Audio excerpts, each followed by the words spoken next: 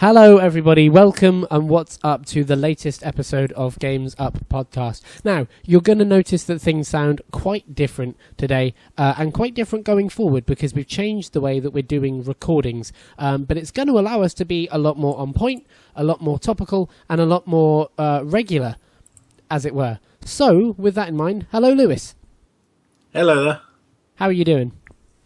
Yeah, good. Excellent. Very good. And quite literally from another country, hello, Lawrence. Hello, Cameron. Yeah, That was an appalling attempt. I was going to say, you need to work on that. How are you both doing? Yeah.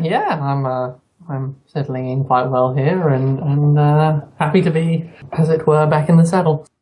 Excellent. So we are going to be doing Games Up like this going forward. It's going to allow us to be a bit more topical with the news and keep it all up to date and allow the topics we talk about to be relevant to you so that we're not sort of recording something at the time it happens and putting it out 6 months after. It's going to allow us to be a lot more regular and hopefully a lot better. So that being said, Lewis, you're the person guiding us through the news this time around. So what have you got for us? So starting off with... Activision have said that they're going to kind of bring Call of Duty back to its roots, is what they've said.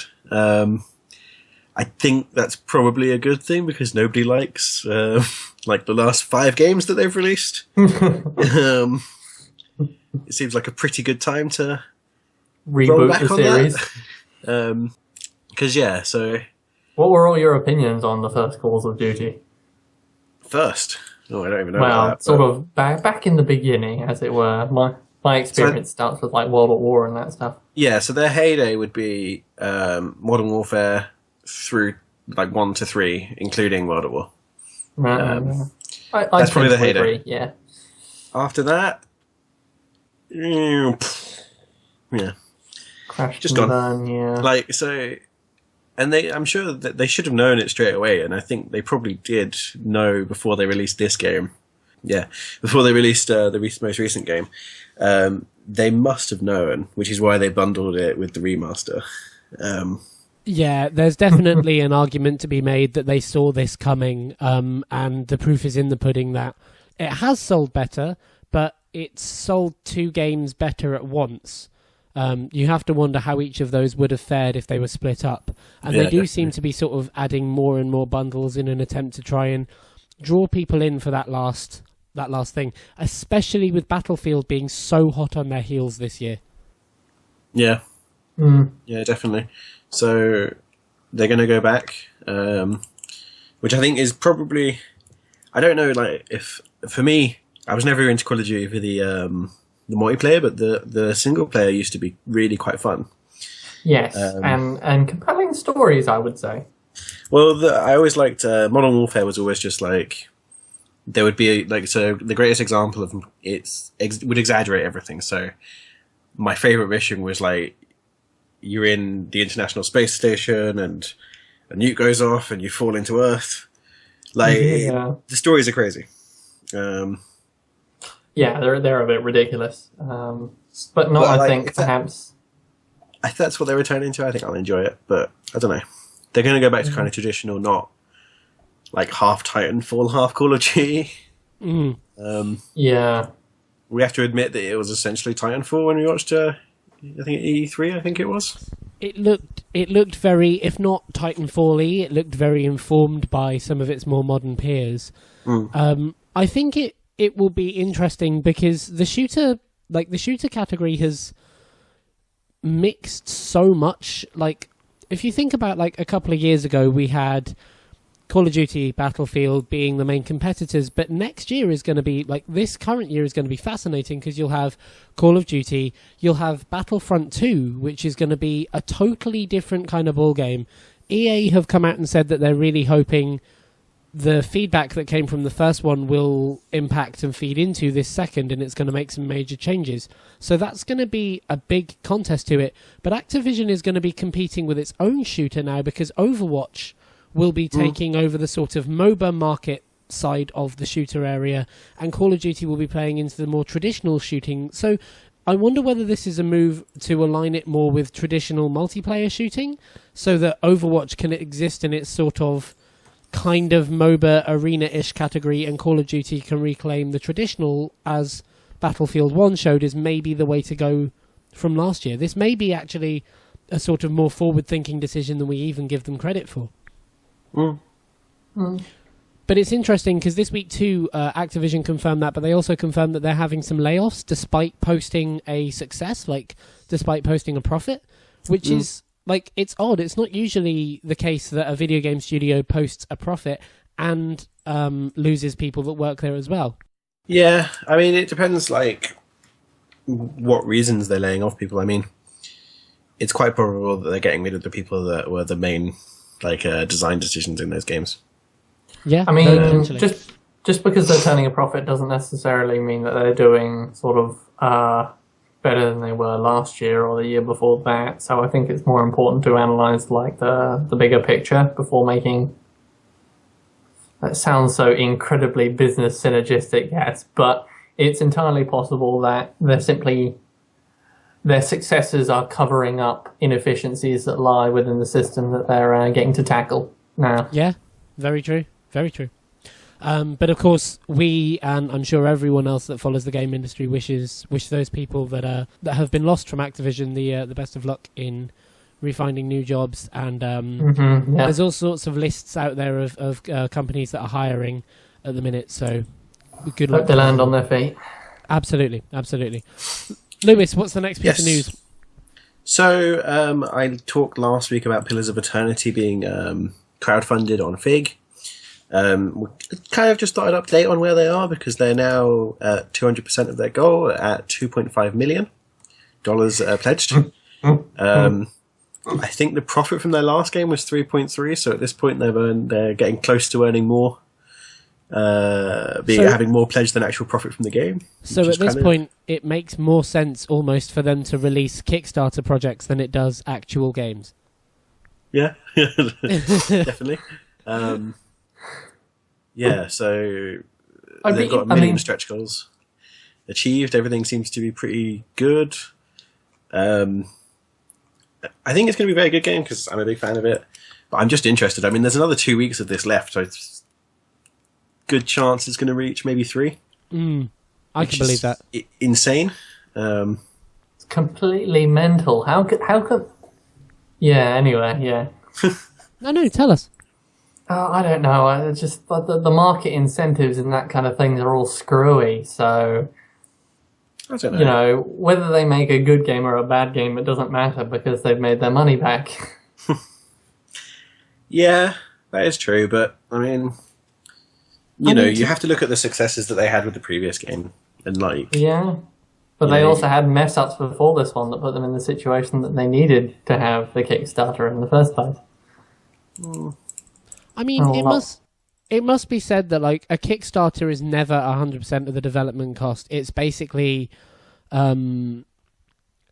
it's basically like the first wave of funding to show that there's interest. Like every game that's been on Kickstarter has been funded only partially by it. There has never been, as far as I'm aware, a game 100% kickstarted and even funded entirely. The ones that have raised 200%, 300% of their goal. Well, yeah, I mean, like, you think of some of the biggest ones. There's Broken Age. That had external funding. Shenmue is the biggest example. That made it very clear from day one that it was not funding the entire game. Yeah, but the point of Shenmue was that they were deliberately saying they were sounding out support. Yeah, that's true. I mean, the thing is that, like, it's worth saying that Obsidian Entertainment, the people who made Pillars of Eternity, did go on to make a few other games that they probably wouldn't have made otherwise. Off the back of Pillars of Eternity 1, it's not as if they're kind of putting all the money straight, trying to take money from people because they didn't have money. Yeah. So Tyranny is kind of very similar to Pillars of Eternity, but its topic means it probably wouldn't have been made because it's not like a attention grabber in the same way. So I don't know, I don't know. I'm very glad that they've managed it though, because I really look forward to it myself. Well, you'll have to play it and tell us your thoughts on it once it's sort of come out and released, and in 10 years' time. Yeah. Yeah. So, in another piece of news this week, backwards compatibility got shown some more support by Rockstar because they released Grand Theft Auto 4, a pretty big behemoth of a game. Oh, yeah. And the DLCs.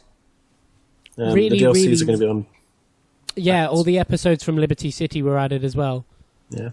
Really, really cool to see them supporting this thing going forward.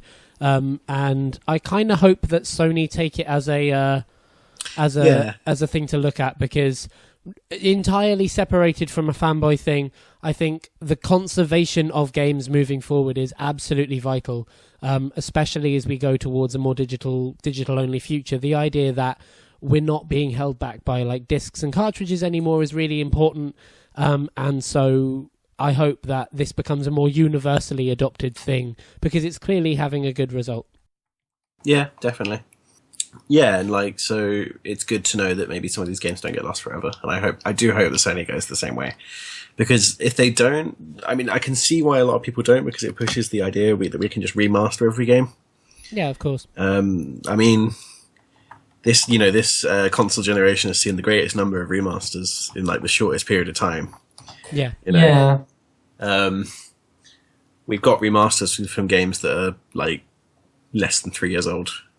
I mean, we're kind of sort of. Well, I don't know. I mean, when it was all the remasters that were happening on the other side of the console generation, it does make certain amount of sense, because it's certainly far less. The backwards compatibility is far more patchier than perhaps with the juncture between the PlayStation 2 and the PlayStation 3. Yeah, it's certainly done on more shaky ground, but I think there's an argument to be made that it wasn't built for that. And I hope that Phil Spencer... Well, no. But the stuff that does make me twitchy are the remastering for things that are on the new generation, although there's really little of that. Well, you do get... sorry, there are a few that have been released both as remaster and at the same time, like the new game, as you say. I'm trying to think. How do you mean? What the example is. There is an example of a game that's done that. I'm not certain. I know there are games that are released cross-generationally, like Watch Dogs was released on both sets of platforms at the same time, and then there are games that have a version released on one and then quickly released on the other. But I think we have to be careful about what we draw as the word remaster, because like I wouldn't call Grand Theft Auto 5, for example, a remaster. I would call it like a re-release. And in that situation, if it's close to the generation, I'm kind of okay with it, because there are people who will have lost out the opportunity to play it one time here and one time another. And equally, like, I don't know, I think I'm less cynical about remasters than I once was. Like, at one point I thought, how can they keep putting out this kind of stuff? But then I bought the Batman Arkham Collection, and I thought, you can't be angry about all the other remasters, but sort of ditch that rule for the ones you like. I think it's just about sort of being willing to support studios when they make something, and that seems a bit kind of trustworthy, but not or trusting. But I don't know, like Rocksteady deserve my money at this point, and if they don't, it'll be because of mistakes they make in the future, right? So if I can PC Master Race all over this. Oh, Christ. One, our original version of these games is usually as good as the remaster. Sorry, hold on. Are you trying to suggest that your original version of all the Batman games work as well as on console? Because I get the feeling history may not be in your favour there. That is true. The other thing is that often remasters are actually released on PC as well, but for free. I'm not quite sure. Like for example, when Skyrim was remade, we got it for free. Yeah, they are treated a lot like. Not sure why that is though. Yeah. well, they're treated a lot like patches on the PC rather than upgrades on the console. There's an argument to be made it's because of things like Steam allowing the continuation of that software. There's also an argument to be made that it's a reason for people to buy the game rather than pirate it. Yeah. And there's an argument to be made that it's like a way of continuing the relevance of that software on PC beyond just people enjoying it. Yeah, I mean, yes, however you spin it, remasters and re-releases are a somewhat dodgy area in any kind of market, but equally, I think I'd rather they exist than they don't. So I guess I and anyone else, if I'm talking for other people, you kind of have to be willing to suspend your anger at the ones you don't like, because you get the ones you like in that situation. Well, yeah, but there's no reason to be binary about it. You can just make a set of value judgments as to whether you think this particular remaster need to be made, and make the case with each one. I mean, there's no reason to suspend your judgment for all of them just because some of them are justified. No, that's true. I guess we should all do a better job of identifying as remake fluid, but but I think like you can only ever make that quality judgment from your own perspective and understanding of the game. And there are many people who would decry a remake of a game that's 4 years old or 3 years old, but it's kind of in the eye of the beholder as to whether it's worth that money. So like I think maybe you kind of have to just be willing to go, I don't like it, but it exists, whatever, and move on. Lewis, have we got another piece of news? Yes, so Steam Greenlight has been changed, I believe. So they're now calling it Steam Direct. I think the way it works now is that previously you had to pay a one-off fee to upload games into Steam and to actually be part of Steam Greenlight. It wasn't completely free. Now, I'm not exactly sure what's different, but I believe that now there's like a one-off fee for every new game you release instead of the way it was previously. I imagine it's to combat the rising tide of awful games on Greenlight.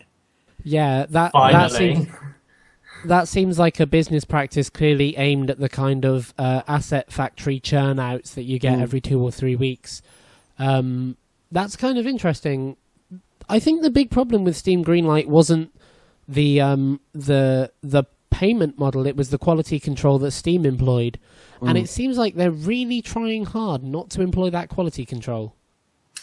Yeah, I think the problem is that I imagine that their point of view is that like those that are doing say asset flips won't be able to afford it. I think that's the way. So instead of implementing a proper program, they're just making it cost more. Well, yeah, but there may well be, so long as you have a passive system, there's always loopholes and ways to get around and what have you. Yeah, of course. You actually the only solution for it is active curation. And PlayStation is another example of this. We're seeing more and more games being released on PlayStation that are similar to the Steam Greenlight situation. Yeah. And arguably there's crap churned out on Xbox as well. So I kind of don't know how we fix this one. One thing that does worry me is if Steam Greenlight comes back by a new name and is absolutely perfect, what the hell is Jim Sterling going to make videos about? Yeah. So our final big piece of news this week is the one that we're going to kind of wax lyrical about a little bit in a sort of pseudo version of our topic of the week, in a way that we can sort of stay a bit more on topic and a bit more relevant. And the news this week came out that E3, the world's biggest video game industry-facing event, has been turned into a consumer thing. It's been open to the public. 15,000 tickets are going to go on sale, I believe, this coming Monday, the day that this episode comes out. And they will be priced at $150 for an early bird.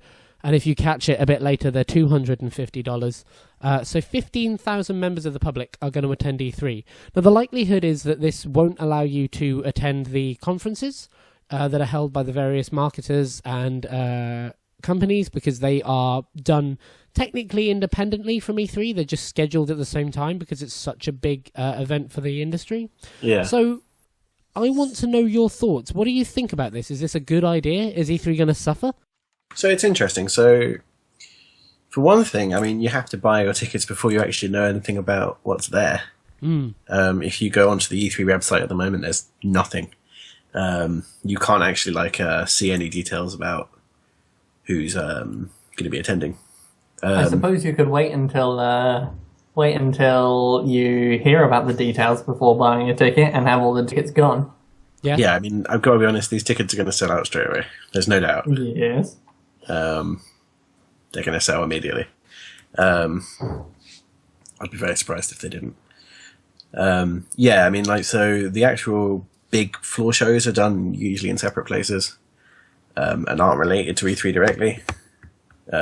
Yeah. They're done at the same time, but they're usually in separate places.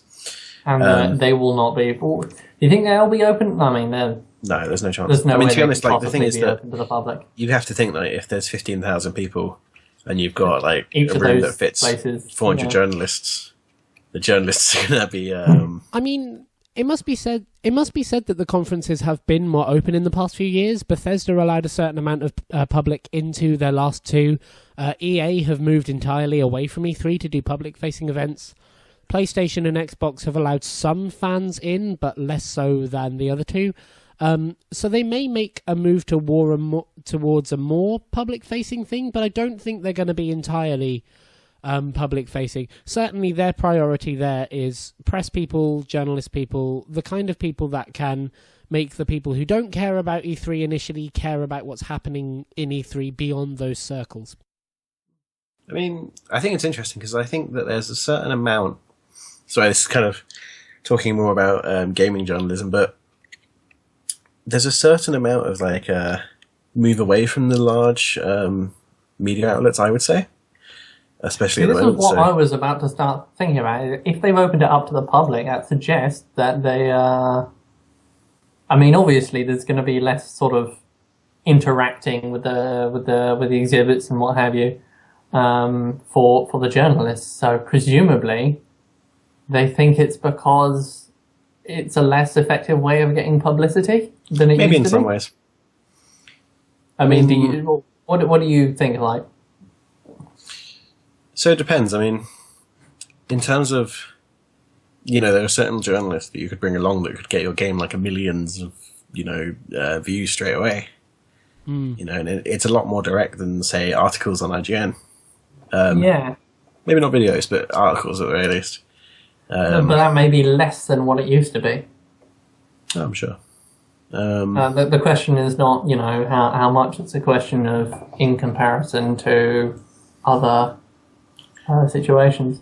Yeah, I think Time's gone by. and I would argue that there needs to be a division made between what's known as journalism and what's known as influencers. Yeah. And influencers is a fucking horrible term for people who stream a game, play a game, and make other people want to care about it, but don't have a journalistic aspect.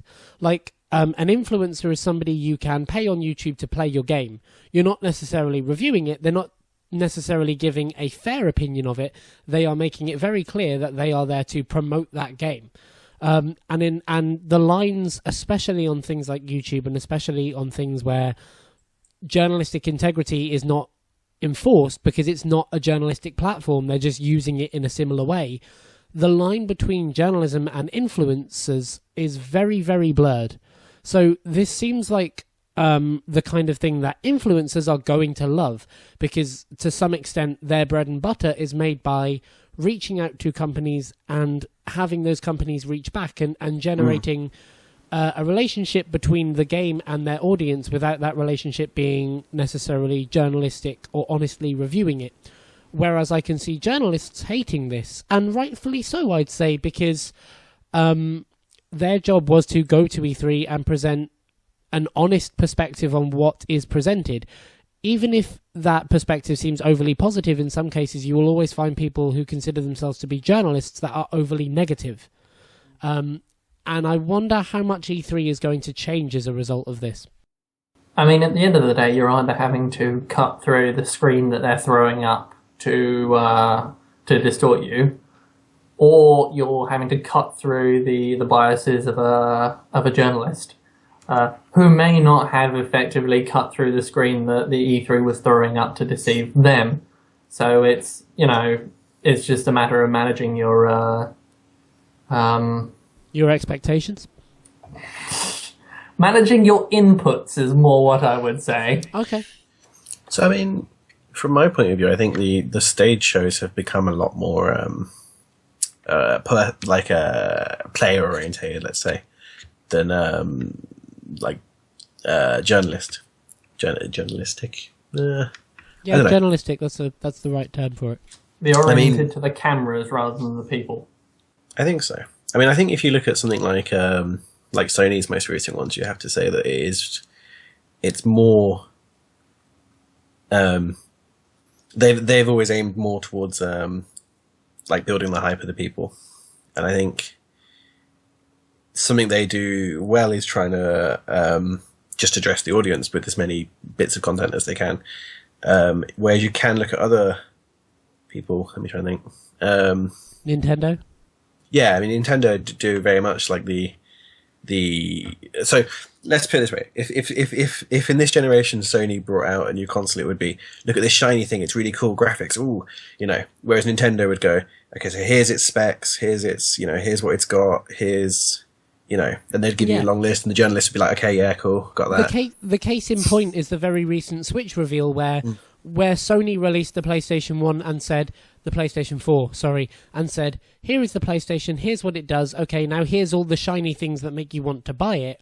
Nintendo said, here's the Switch, and it's unique because it has this rumble thing that makes no sense, and the Joy-Con thing that nobody wants to play, and the kind of camera that doesn't really do anything as of yet.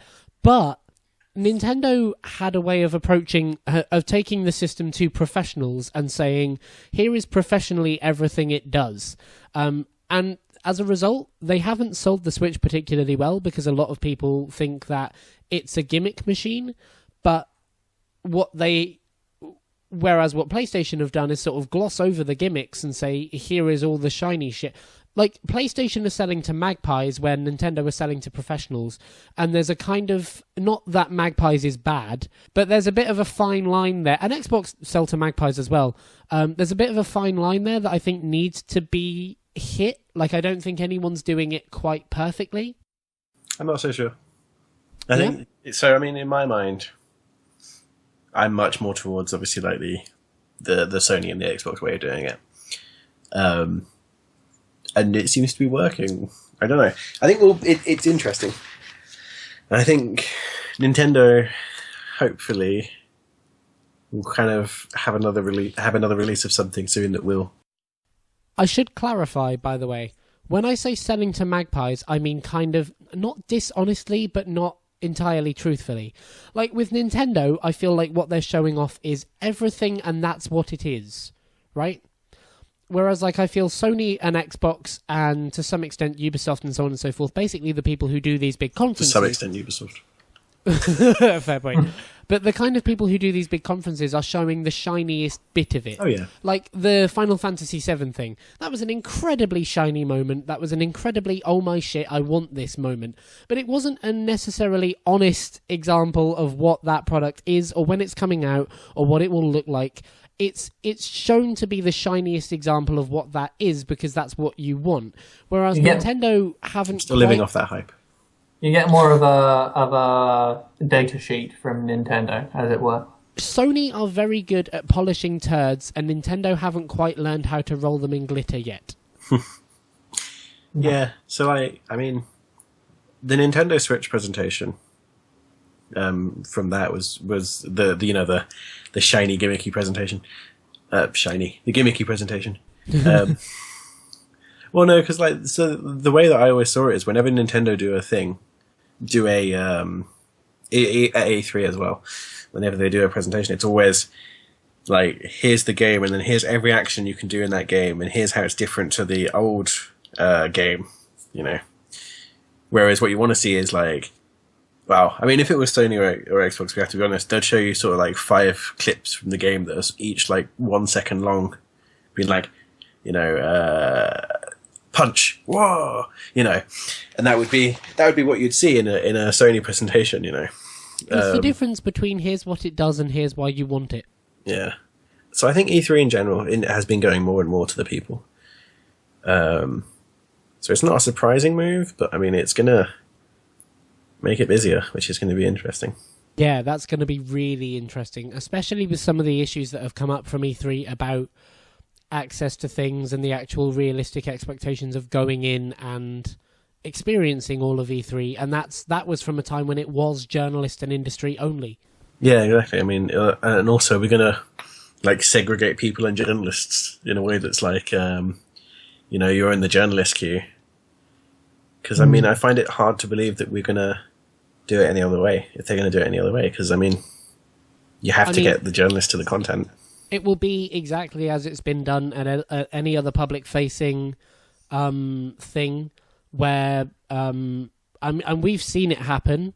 Yeah. Where you have a queue and you have a priority queue, but from, like, there will have to be a sort of separation of who gets in that minute and who gets in within the next 3 hours. And I don't know. I'm kind of worried about what this means for E3 going forward. I don't think E3 in 6 years will mean the same thing. And I don't know about you, but my favourite part of doing Games Up every year is E3. Every year, it's those 3 days of sitting in sleeping bags, gathering round takeaway, watching all the shiny shit that comes out, and then over the next year watching it kind of either happen or disintegrate a bit. And I worry watching the glitter fall off the shit. A little bit, yeah. And I worry that in a few years' time we won't have as much glitter because it'll be spread more than it already is. I think what makes E3 special is its focus. It's so intensely focused on gaming and the games industry and what people want that I worry that spreading it thinner among people will make that focus less intense, if that makes sense. I would definitely not miss the hype. I would, if that drops out the bottom of all this, which I don't think it will. But from what I can interpret from what you're saying, that if that's what is sacrificed from this, I don't think I'll miss it at all. So, I mean, I guess I'm going to give the opposite point of view and just say that I want more hype. Oh, really? You want an excess of hype. So, I mean, hype. Like, the way I tend to do it is I'm super skeptical until some shiny thing happens, and then I'm like, I'm into this. So, I mean, like, last year at E3, I was bad until Xbox and Sony, and the other ones I'm like, oh, well, it looks terrible, and then it's like, shiny stuff. See, we kind of had the opposite years. 2 years ago, you were the most cynical, and then the Final Fantasy trailer came on, and I've never seen you move that fast. And last year, I was in the cynical mood, and then they played fucking Crash Bandicoot. Oh, yeah. And I was up again. When actually, like, you were up and not happy, I think was the reaction. Yeah, I'm going to have to buy something for that. Anyway, I don't know. I guess we'll see what happens with E3 going forward. The big thing that we can confirm, the thing that we're stupidly excited to confirm, is that we won't be going because those tickets are hella expensive. Indeed. And because flying out to Los Angeles is not particularly easy. Yeah. So I'd probably go if I could.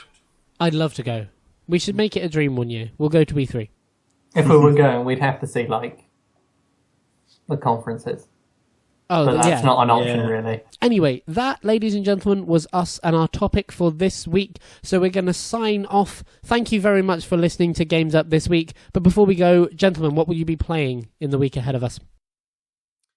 So I'm going to be finishing off Deus Ex Mankind Divided. Very nice. Just as the actual studio is, apparently. Yes, it is. I'm going to Germany for the week, so it's highly unlikely I'm going to get much opportunity. Hold on, you're going to Germany for the week? Yeah, I'm going to Germany. I'm not going to have much opportunity to game. which is annoyed because I was looking forward to looking into, getting a next gen console finally. Ooh. Well, I look forward to that being the topic of the week. This week I'll be finishing off a bit of The Witness, which I'm still working through. I'll be playing a bit more Dishonored 2, but tomorrow I get to demo the Nintendo Switch. So it's likely that I'll have some thoughts and opinions on it actually based on the reality of playing it next week. Sounds very exciting. I am not quite envious, but I think it's going to be... I'll be interested to hear what you think. Well, I will let you know.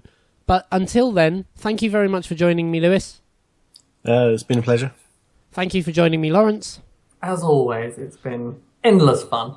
And thank you for joining us, audience. If you enjoyed what you heard here, please consider dropping it a like so that we know that we're doing things you appreciate, and consider subscribing because we do actually intend to get one of these out as frequently as possible. I would say weekly, but we didn't really hit that when we were doing it before. But as close as possible as we can, and we wouldn't want you to miss any of them. But nonetheless, thank you for joining us. See you next time, and until then, the game's up.